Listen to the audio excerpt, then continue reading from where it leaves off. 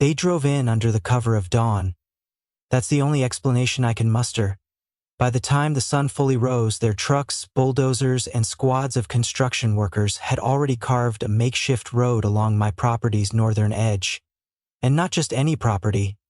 This land has been in my family for 3 generations, a quiet piece of rolling terrain just outside Springdale, protected by local ordinances and prized for its rare wildflowers and scattered oak stands. For decades, I believed no one would dare cut in without so much as a phone call. Yet, early this past Monday, I found myself standing at the crest of a gentle hill, gaping at the unthinkable. 23 townhouses in various stages of completion, erected right across my boundary line. The stark frames, all angles and fresh lumber, rose like an invading force where my father and I once grazed goats and tended orchard trees. It felt surreal. How could an entire development go up so fast on land that was never sold, never negotiated, never even discussed? A wave of fury, shock, and a strange pang of grief rocked me all at once. I had to inhale slow breaths just to keep steady. My name is Dylan Perkins, and by day, I'm the head of the county permitting office, an unassuming position that quietly wields enormous power in these parts. I'm the gatekeeper for every building application, every new project that might reshape our county's landscape. But folks usually see me as just Dylan, the friendly neighbor. They rarely connect me with the official who can greenlight or slam the brakes on major developments. Clearly, the Holcomb Ridge Homeowners Association, led by the formidable Miss Clarissa Tate, had no clue I controlled their entire permitting fate. If they had, they might have thought twice about ramming 23 brand new homes across my border before a single blueprint crossed my desk. I marched down the dirt path that once served as a boundary trail, noticing fresh tire tracks scarring the soft earth. The morning air brimmed with the smell of sawdust and diesel fumes. Construction workers in neon vests scurried around, operating nail guns, hoisting wall frames, calling out instructions. It struck me like a punch in the gut. They'd done so much, so quickly. A project of this scale couldn't be spontaneous. They'd planned it for months, probably forging documents or bribing minor officials to bypass normal channels.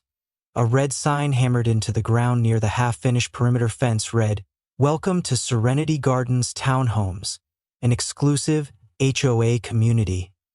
It was laughable, naming it Serenity, while they stomped on my land. The audacity set my blood boiling. I spotted a small office trailer perched near the tallest row of framed houses, presumably the command center for this little empire. Without hesitation, I strode toward it, ignoring the startled looks from a couple of workers. One tried to approach me, probably to ask what I was doing, but I brushed past with a glare that said, "Not now." Inside the trailer, I found a woman with perfectly styled hair and a navy pencil skirt leaning over a drafting table. Her expression was all business, her posture one of unflappable confidence. I recognized her from local news segments about the Holcomb Ridge HOA. Miss Tate, the president who prided herself on modernizing old neighborhoods. I'd seen her brag in interviews about forging expansions all over the county. Yet never had I imagined she'd bulldoze into my property, my birthright, without so much as a courtesy call. She looked up, a practiced smile curling her lips. "Yes," she said, a hint of annoyance flickering across her face. Her gaze flicked to the ID badge clipped on my belt, standard for county employees, but she didn't seem to register its significance. "Can I help you, sir?" I forced my voice to remain calm, even though anger simmered hot in my chest. "I'm Dylan Perkins," I said, "and I own this land you're building on." The surprise that flared in her eyes was subtle but real. She quickly hid it behind a polite facade. "I'm sorry, that must be a misunderstanding," she said, standing upright. "This property belongs to our association under a newly acquired deed. We've even named this future development Serenity Gardens, a wonderful place for families. If you have concerns, you should discuss them with our lawyers." She extended a business card, her manicured nails tapping it against the drafting table. The card read, "Holcomb Ridge HOA. President, Miss C. Tate," plus a phone number. My jaw clenched. Concern, doesn't begin to cover it. This land has never been sold and sure as hell not to your HOA. My father's records, my records, show it's still in my name, unencumbered, so whatever deed you're waving around is worthless, or forged. Her tight smile didn't falter. We have official documents, she insisted, and local approval. But if you want to dispute it, go right ahead. I have a schedule to keep and we plan to finish these 23 units by summer's end. She turned away, dismissing me, as though I were a pesky neighbor complaining about noise. A flash of red anger surged through me, but I reined it in. Losing my temper wouldn't help. Instead, I forced a tight grin. You realize building anything of this scale requires county permits, right? I said, voice measured. She gave a condescending shrug. Oh, we've handled all that, she lied smoothly. The new regulations allow fast tracking for essential housing. Our board concluded it was essential, so we proceeded. I let out a short, humorless laugh. That's not how it works. And if you'd done even the slightest research, you'd know I run the county permitting office. Everything you build ultimately passes over my desk. You think forging some local sign-offs can bypass me? You picked the wrong spot, Miss Tate. Her face tightened, but she recovered quickly. I see. Then we'll let the courts settle it. In the meantime, I have homes to build. She turned back to her drafting plans. I left without another word, my mind already churning with how to demolish this entire fiasco. The gall of it. 23 gated homes brazenly crossing my property line as if local laws didn't exist. She clearly thought she could bully or bribe her way into finalizing the development. But I had a bigger arsenal. I controlled every local permit. I knew every judge in the county, every inspector who enforced land codes. If Miss Tate wanted a fight, she'd get a war. Returning to my car, I speed-dialed my best friend Logan Daniels, who happened to be a real estate lawyer. He picked up, voice muffled by the background hum of an office. "Dylan, you sound tense," he said. I let out a shaky breath. Holcomb Ridge HOA built 24 townhouses on my property, I said through gritted teeth. They claim some new deed gave them the land. I suspect it's all bogus. Logan whistled low. That's insane. You want me to start drafting a complaint for trespass injunction, the works? I nodded, even though he couldn't see me. Exactly. Let's freeze their construction, then we'll see if Miss Tate can defend her forgery. I'm not letting them lay another brick. He promised to get on it immediately, scheduling a next-day meeting to finalize the legal approach. Meanwhile, I hopped into the county records system, searching for any mention of Serenity Gardens or Holcomb Ridge expansion. I found minimal references, mostly flimsy forms that didn't even carry official stamps. Clearly, Miss Tate must have bribed or strong-armed some minor clerk into filing them. She was powerful in local politics, known to sway smaller boards. But my office was out of her reach, or so she thought. My anger flared anew at how she'd targeted me, albeit unknowingly. The next day, Logan and I hammered out an emergency petition for a restraining order. The basis, trespass, fraudulent land claims, and the complete lack of real permits. The judge, an old-school moderate who respected property rights fiercely, scheduled a hearing within 48 hours. Ms. Tate received the summons by day's end. But she didn't slow down. Workers kept pounding nails, pouring concrete, hoisting roof frames.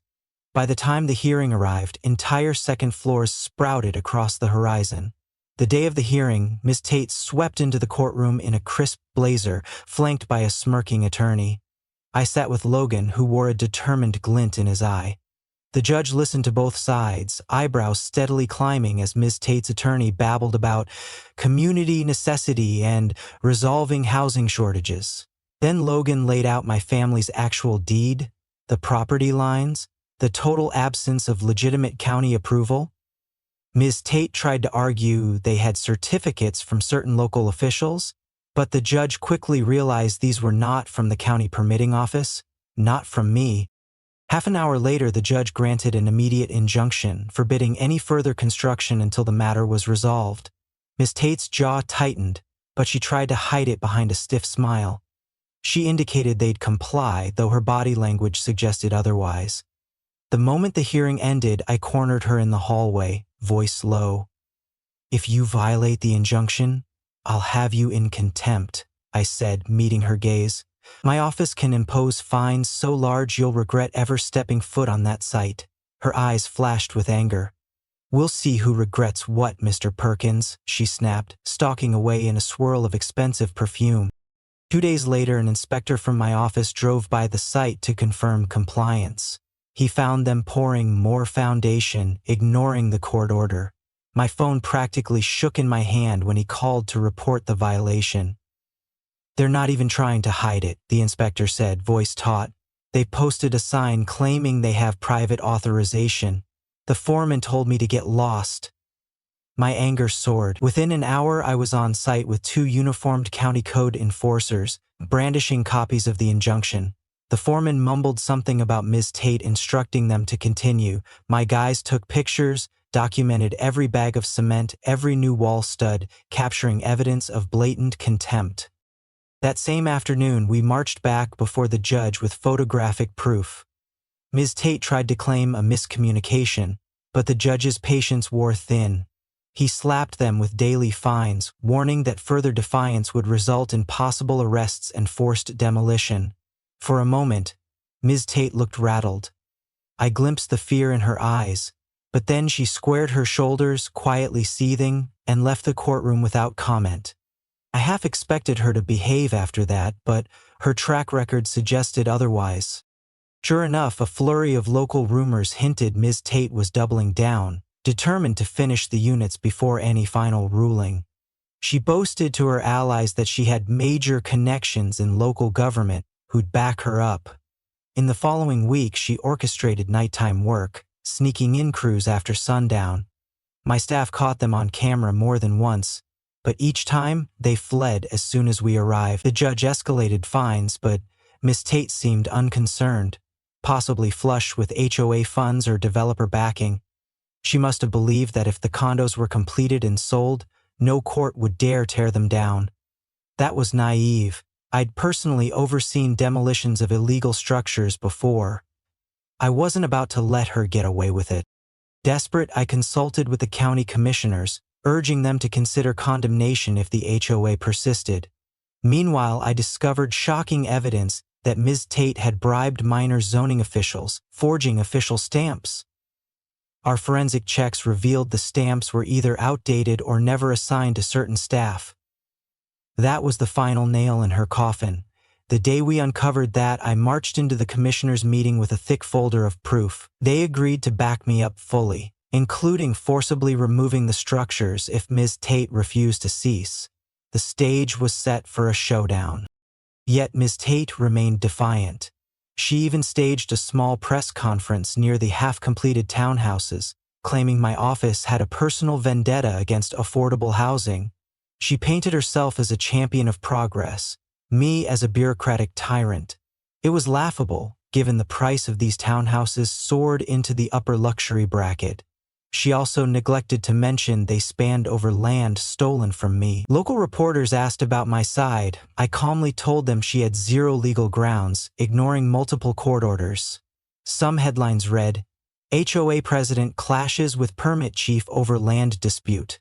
The public quickly realized Ms. Tate was no hero, especially when details emerged about suspicious paperwork. Public sentiment pivoted strongly against her, outraged at her brash, lawless approach. Meanwhile, the half-built structures continued looming on my horizon. I dreaded the morning drives past that eyesore, seeing new bits of roofing, partial windows installed, each unauthorized tile mocking me. But Ms. Tate would soon face the music. With the commissioner's backing, we scheduled a final hearing. If the HOA didn't vow to tear down the illegal portions, the county would do it forcibly, at the HOA's expense. Ms. Tate, of course, vowed to fight to the bitter end. She strolled into the hearing with her attorney, a tall, gray-haired man who exuded false confidence, as though the rule of law might bend to their will. The hearing was packed. Residents who hated the HOA's strong-arm tactics filled the seats. My mother sat in the back, glaring at Ms. Tate with quiet fury for trampling our family's heritage. I presented the new evidence. The bribed official statement, the forged stamps, the photographic record of continued building after the injunction. The commissioners wore expressions of growing disgust. Ms. Tate's attorney tried to spout a half-baked defense about clerical confusion, but no one bought it. When asked directly if they had valid deeds, Ms. Tate feigned ignorance, claiming she was just following the developer's advice. The commissioners weren't moved.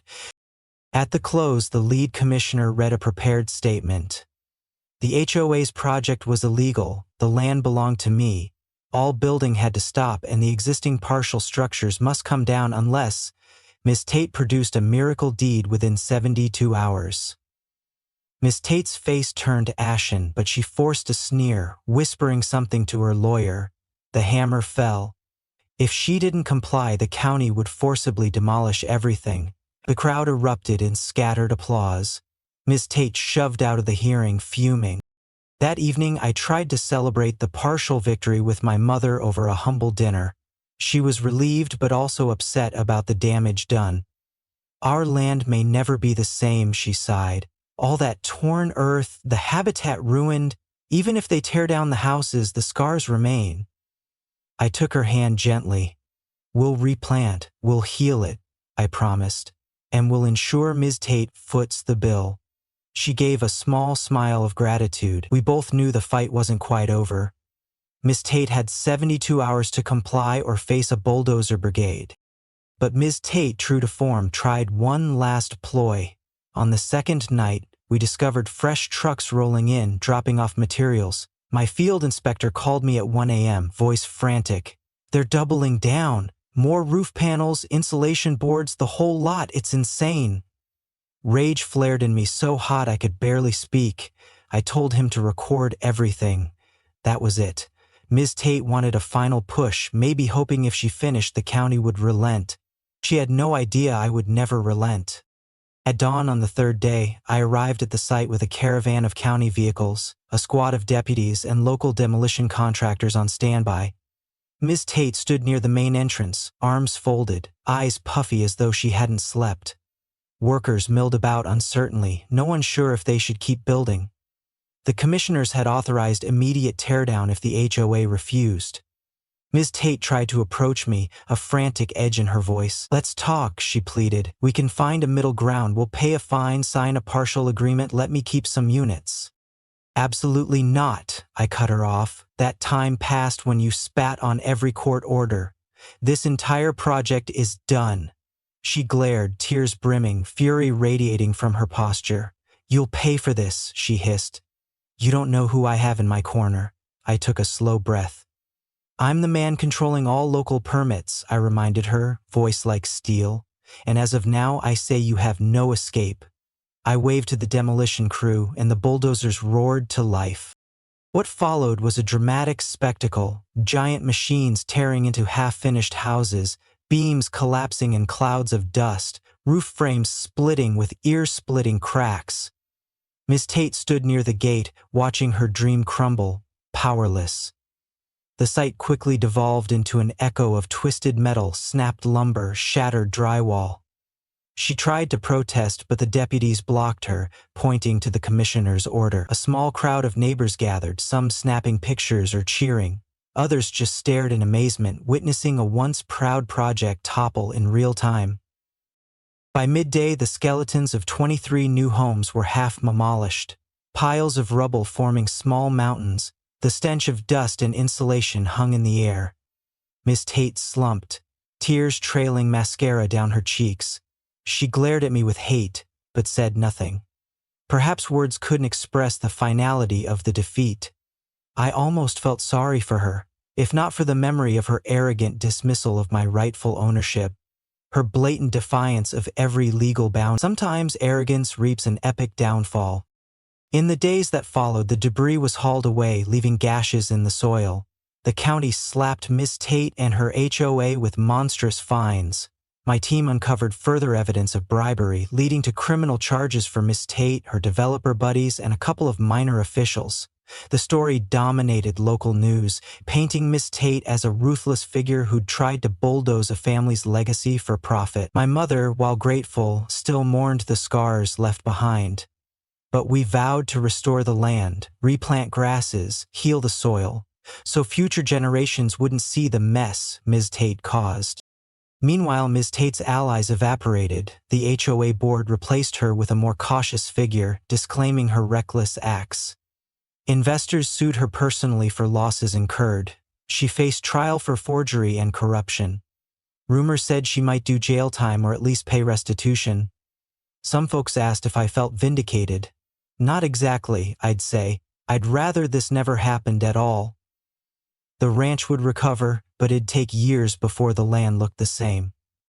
As for me, I resumed my job as the quiet county official who helps honest builders navigate codes while crushing any who try to cheat.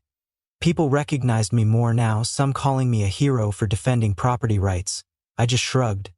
That day in the trailer, Miss Tate thought she could dismiss me like an annoying bystander. She learned too late that I controlled all local permits and that trifling with my family's land was the worst mistake she could have made.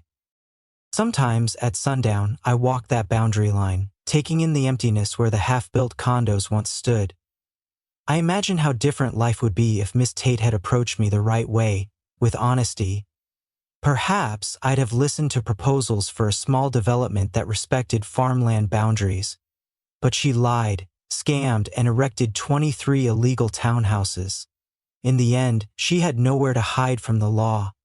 My mother often says the ghosts of those frames still linger, but I prefer to see it as a cautionary tale that ended with justice. The next unscrupulous developer who eyes these rolling fields might think twice, remembering the day bulldozers knocked down an entire illegal project in one epic morning. Every so often, someone from a neighboring county calls, asking if I truly forced the demolition of nearly 24 new homes. I confirm, yes, but remind them it wasn't me alone. The entire legal system stood behind the rightful property owner. They say Miss Tate claims she was persecuted. I let them believe what they will. The truth is simpler. Break the law, disregard every warning, and face unstoppable consequences. Now, Miss Tate's a cautionary example not just locally but possibly statewide, as the scandal of forging property lines made the news. My mother feels safer, knowing no HOA can just waltz in again. The land feels safer too, its soil open to new seeds, the ghostly scars gradually fading. In quiet moments, I recall that day I first discovered the bizarre outlines of 23 townhouses stretching across my border. The crackling rage, the heartbreak, the rush of unstoppable determination to put them in their place. I've never doubted my path since then, standing up for my father's legacy, for the local environment, for the rule of law. It's all part of who I am. And in those final echoes of hammered nails and whirling saws, Miss Tate realized she challenged the wrong man on the wrong land, and she had no escape. That's the story I'll pass on if future landowners ever face a similar threat. We have codes and courts for a reason, and if an HOA tries to ignore them, well, they'll be doomed too.